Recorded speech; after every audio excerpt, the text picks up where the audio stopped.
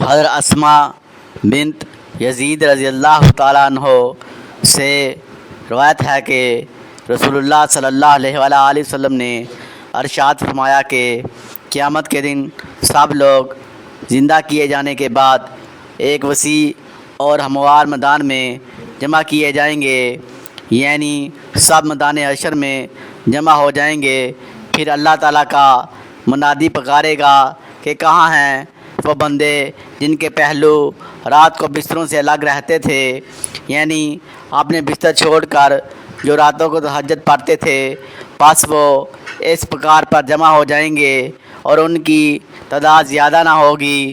پھر وہ اللہ کے حکم سے بغیر حساب و کتاب کے جنت میں داخل ہو جائیں گے۔ اس کے بعد باقی تمام لوگوں کے لیے حکم ہوگا کہ وہ حساب و کتاب کے لیے حاضر ہوں۔ حضرت ابو ہریرہ رضی اللہ تعالیٰ عنہ بیان کرتے ہیں کہ رسول اللہ صلی اللہ علیہ وآلہ وسلم نے فرمایا، 7 ہلاک کرنے والے گناہوں سے بچو۔ عرض کیا گیا، یا رسول اللہ صلی اللہ علیہ وآلہ وسلم، وہ کون سے 7 گناہ ہیں؟ آپ صلی اللہ علیہ وآلہ وسلم نے فرمایا، کسی چیز کو اللہ تعالیٰ کا شریک بنانا، جادو کرنا، یتیم کا مال کھانا، ناحق قتل کرنا، سود کھانا، جہاد سے بھاگنا اور پاک دامن عورتوں پر تہمت لگانا۔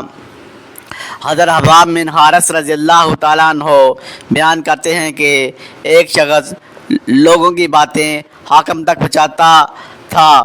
ایک دن ہم مسجد میں اس شخص کے بارے میں باتیں کر رہے تھے کہ وہ چغل خور ہے۔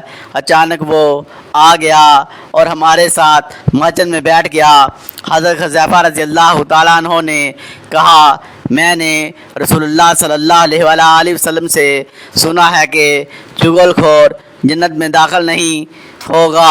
مزید اچھی ویڈیو کے لیے چینل سبسکرائب کریں، ویڈیو کو لائک اور شیئر کریں، اپنی رائے کا کمنٹ میں اظہار کریں۔ شکریہ۔